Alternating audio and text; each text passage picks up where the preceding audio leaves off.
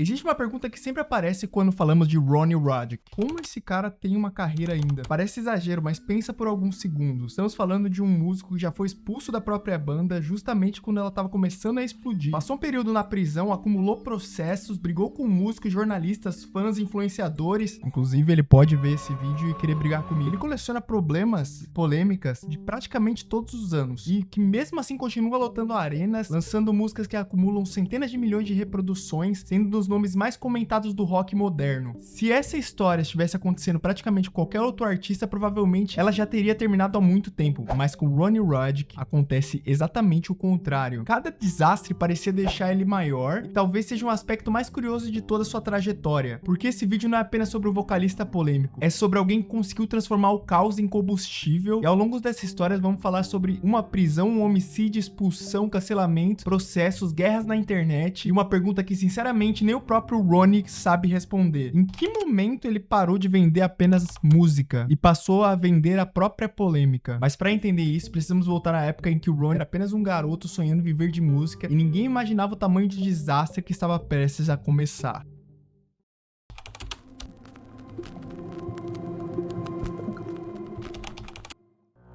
Ronald Joseph Haddick nasceu em Las Vegas, em uma cidade conhecida por cassinos, excessos e pela sensação constante de que todo mundo pode mudar de um dia para o outro. Talvez seja coincidência ou talvez não. Mas olhando para sua carreira, é difícil perceber que Ronnie parece ter herdado exatamente desse espírito. Desde muito jovem, ele demonstrava uma personalidade intensa, impulsiva e competitiva, e completamente avessa à ideia de passar despercebido. Enquanto muitos adolescentes tentavam apenas aprender um instrumento, Ronnie parecia determinado a chamar a atenção de qualquer forma possível. Foi assim que ele começou a tocar em pequenas bandas locais, desenvolvendo um estilo que misturava metalcore, emo, post-hardcore e uma enorme influência do hip hop, algo incomum na época. Mas havia um detalhe que chamava atenção. Mesmo antes da fama, Ronnie parecia ter dificuldade para aceitar críticas. Discussões eram frequentes e conflitos também. Muitas pessoas que conviveram com ele nessa fase descreviam alguém extremamente carismático, mas igualmente explosivo. Aquele tipo de personalidade que era capaz de conquistar uma sala inteira ou criar um inimigo em poucos minutos. E naquele momento isso parecia parte da juventude. Afinal, quantos músicos de rock não passaram por fases difíceis antes do sucesso, né? O problema era que, no caso de Ronnie, esses comportamentos não diminuíram com a fama, eles cresceram junto com ela. E a oportunidade que mudaria completamente a sua vida apareceu justamente quando ele conheceu alguns músicos que tinham exatamente o mesmo sonho. E ali nascia uma banda chamada Escape the Fate. E por alguns meses parecia que todos estavam destinados ao estrelato. O cenário metalcore vivia um momento de explosão. Bandas como Killswitch Engage, Bullet for My Valentine, Avenged Sevenfold estavam levando uma nova geração de fãs para o metal pesado. Havia um espaço para todos os nomes. O Escape the Fate parecia unir todos os ingredientes necessários para aproveitar aquele momento: visual, refrões fortes, mistura de peso com melodias acessíveis e principalmente um vocalista impossível de ignorar. Ronnie não era apenas um cantor, ele dominava o palco, sabia provocar, sabia conversar com o público e também sabia construir a sua própria imagem. E em pouco tempo, a banda venceu um concurso promovido pelo My Chemical Romance, garantindo a oportunidade que parecia impossível para o grupo tão novo. As portas da indústria começaram a se abrir rapidamente, vieram os contratos, turnês, festivais e entrevistas. E em 2006, o lançamento de Dying Your Lasted Fashion, que colocou definitivamente Escape the Fate entre os nomes mais promissores daquela geração. Tudo indicava que Ronnie estava prestes a viver o sonho de qualquer músico: dinheiro, reconhecimento e uma carreira internacional.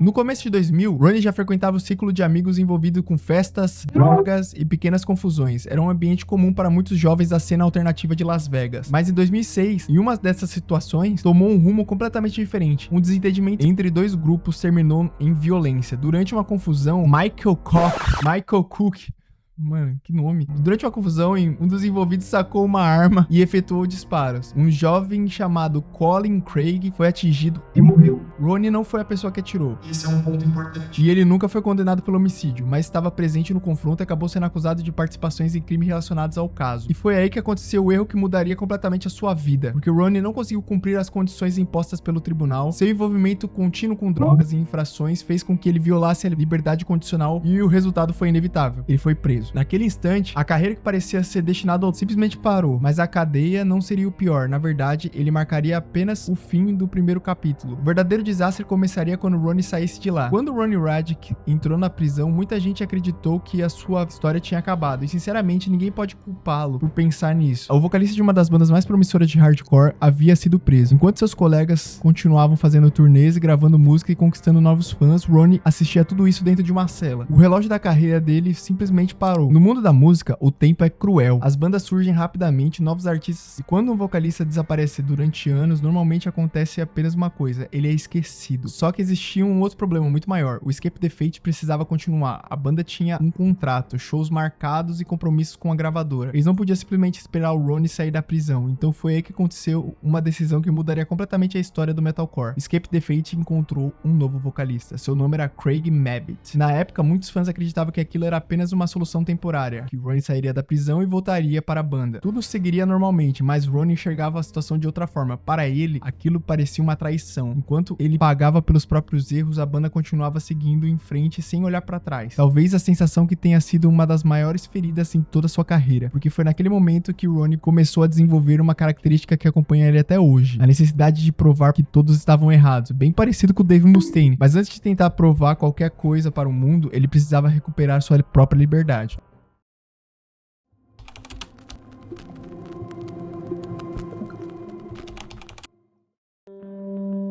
Quando finalmente deixou a prisão, Ronnie encontrou um cenário completamente diferente daquele que ele havia deixado. O Escape the Fate estava consolidado, sua vaga havia sido ocupada. O público começava a aceitar a nova formação, muitos acreditavam que a sua carreira nunca mais voltaria ao mesmo nível. Qualquer outro músico talvez tivesse tentado desaparecer por um tempo, recomeçar discretamente, evitar polêmicas e reconstruir a sua imagem. Mas Ronnie fez o completo contrário. 2 meses depois, ele anunciava uma nova banda e o novo parecia quase uma provocação: Falling Reverse. Naquele momento, pouca gente levou o projeto realmente a sério, mas parecia apenas mais uma tentativa desesperada de um ex-vocalista recuperar sua fama perdida. Mas havia uma coisa que ninguém havia entendido: Ronnie não queria apenas voltar, ele queria vencer, e isso faz toda a diferença. Os primeiros shows do Fallen Reverse deixaram claro que Ronnie continuava possuindo exatamente a mesma qualidade que havia chamado a atenção anos antes. Ele dominava o palco, sabia conversar com o público e transformava qualquer apresentação em um espetáculo. Mas existia uma mudança importante: ele parecia muito mais consciente da própria imagem, parecia entender que cada polêmica também gerava atenção. E essa percepção começaria a aparecer até mesmo nas músicas. Quando The Drug in Me Is You foi lançado em 2011, muitos críticos esperavam um fracasso. Afinal, quem apostaria em um vocalista recém-saído da prisão? O público respondeu de outra maneira. O álbum estreou muito bem nas paradas americanas, os turnês lotavam, os clipes acumulavam milhões de visualizações. Ronnie voltava exatamente para o lugar que muita gente dizia que ele nunca pisaria novamente: o topo. Mas existia uma diferença enorme entre recuperar uma carreira e recuperar a reputação. Porque enquanto Fallen Reverse crescia, as polêmicas também cresciam juntos, e algumas delas eram provocadas pelo próprio Ronnie. Bastava abrir qualquer rede social, ler uma entrevista ou acompanhar uma turnê que existia alguma nova discussão, uma nova resposta atravessada, uma crítica, uma provocação. E era como se Ronnie simplesmente não conseguisse evitar conflitos, ou talvez não quisesse mesmo evitar. Essa dúvida começou a aparecer pela primeira vez entre os jornalistas especializados. Será que o Ronnie era apenas impulsivo ou havia percebido que cada briga fazia seu nome circular ainda mais pela internet? Na época, ninguém tinha uma resposta. Hoje, talvez a resposta seja mais óbvia do que parece. Mas antes de entender essa transformação, precisamos falar sobre a internet, que foi ela que mudou completamente a carreira de Ronnie Radke.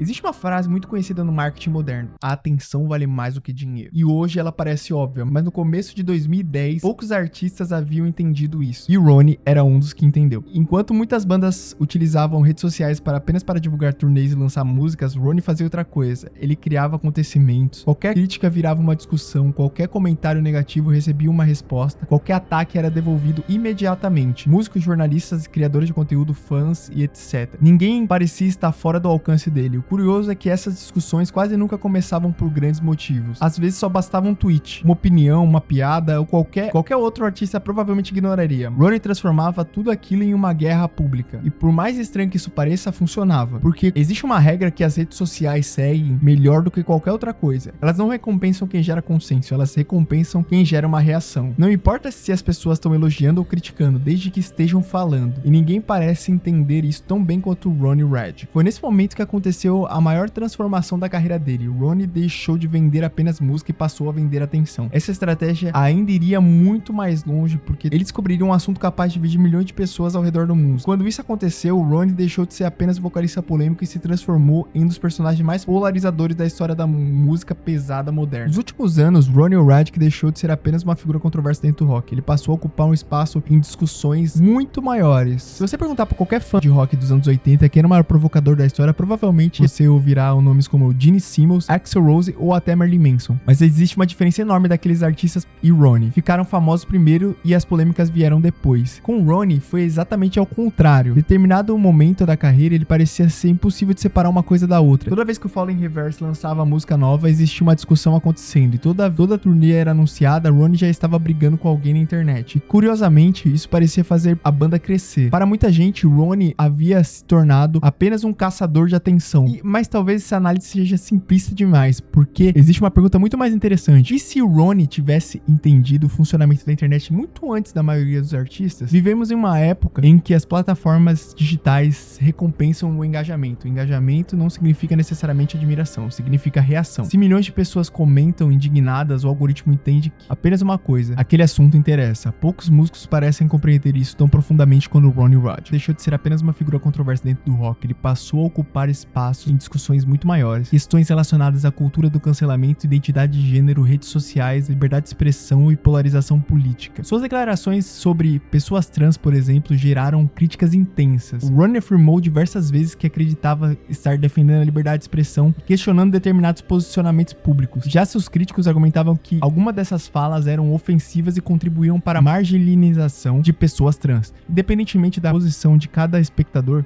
uma coisa é inegável: cada nova declaração fazia seu nome voltar aos assuntos mais comentados. O mesmo aconteceu com suas disputas públicas com outros artistas, Chris Montles, Sebastian Bach, Andy Barsek e até criadores de conteúdo do YouTube. Parecia que o Ronnie nunca recusava uma briga. Na verdade, às vezes parecia que ele estava procurando. Isso levou muitas pessoas a acreditarem que ele vivia constantemente em estado de conflito. Mas existe outra interpretação possível. Talvez Ronnie tenha entendido que, na economia da atenção, o desaparecer é muito mais perigoso do que estar sendo criticado. Enquanto outros músicos passam meses sem serem lembrados, Ronnie dificilmente fica muito tempo fora das manchetes, torna ele uma figura extremamente divisiva. Há quem considere um dos artistas mais autênticos do rock moderno. Há quem veja como alguém que deliberadamente transforma qualquer assunto em espetáculo.